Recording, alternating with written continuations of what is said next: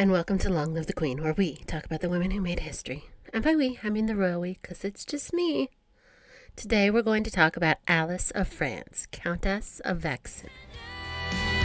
One day we will be remembered. Alys of France was born on the 4th of October, 1160. The same day she was born, her mother also died. Her mother had died attempting to provide the King of France with a male heir, but she died giving the king his fourth daughter in a row. Bummer. If you listen to Alexandra Fyodorovna's episode, you may remember how disappointed countries could be with 4 girls in a row.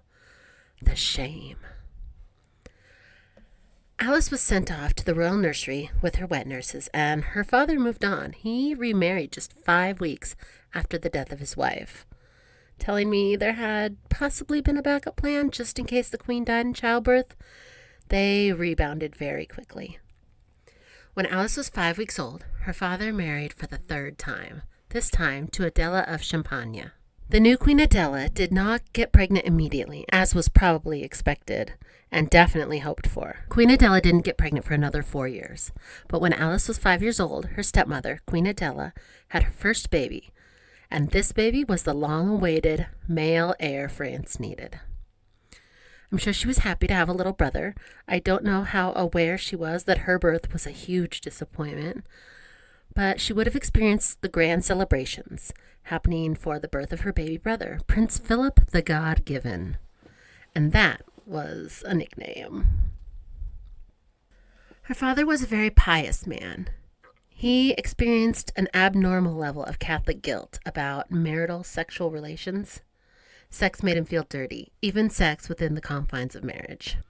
Alys' father's first wife was now Queen of England, and between her lands and her new husband's lands, they owned a large portion of France, more than the King of France himself owned.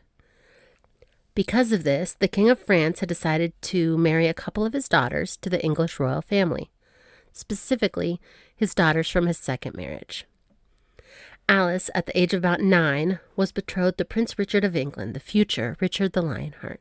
If everything went to plan, Alys' sister Margaret would also be her sister-in-law over in England. So that would have been a comforting thought.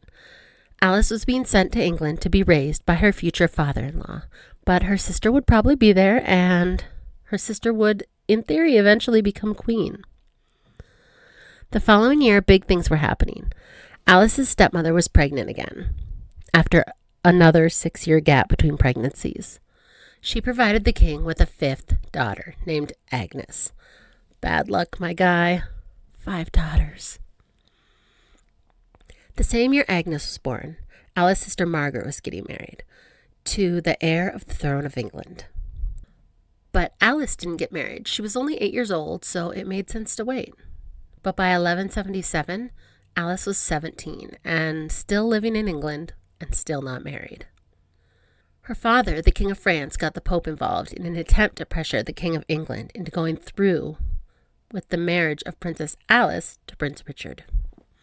King Henry still didn't go through with it, and word on the street was that by this time 17-year-old Alys had become mistress to the old King Henry II.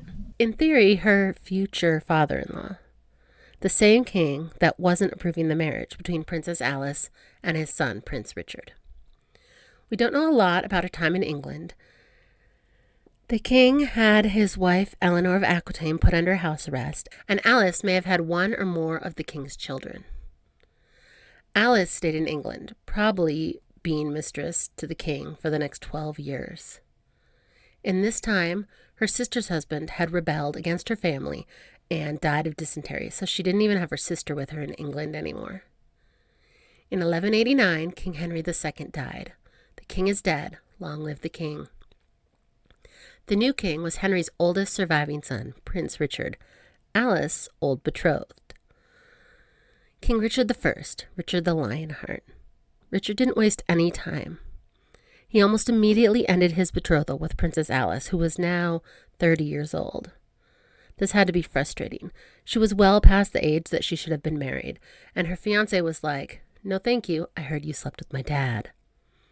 Maybe it was a relief. Maybe she had it with this English royal family, but she also wasn't being sent home to France. Just a year after her betrothal was canceled, her ex-betrothed just up and married Berengaria. So he moved on quickly with a noble girl his mother had picked out for him. Richard the Lionheart was a bit of a mama's boy. Alice's father then offered her to her ex-betrothed little brother, Prince John, but Prince John's mother, Eleanor of Aquitaine, prevented this match. She didn't want one of her ex-husband's daughters for a daughter-in-law. No thank you. Fun times, though, when you are a 31-year-old woman being traded around like currency. At the age of 35, Alice was finally married to a French count, making her a countess. At the age of about 38 or 39, she had her first and only baby, Lady Marie. Her daughter, Marie, was married at the ripe old age of 9. Ew. And she was married probably to help avoid the whole mess that Alice had gotten involved in. Lucky her daughter didn't have her first baby until she was 20 years old, and for that, at least, I'm thankful. Sometime around when Lady Marie was having her first baby, her mother died. Alice died at the age of 51 of unknown causes. And that is where I'll leave it for now. What did you think of Alys of France? Her whole life was just acquiescing to the choices of the men around her, until enough of them had died that in her 30s she took charge of it herself.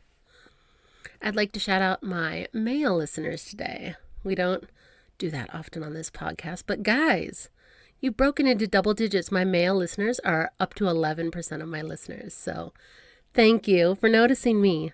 If you want to request a shout out, email me at longlivethequeenpodcast@gmail.com or find us on Facebook or Instagram at Long Live the Queen Podcast. Long live to all the queens out there. Until next time, bye. You'll be remembered.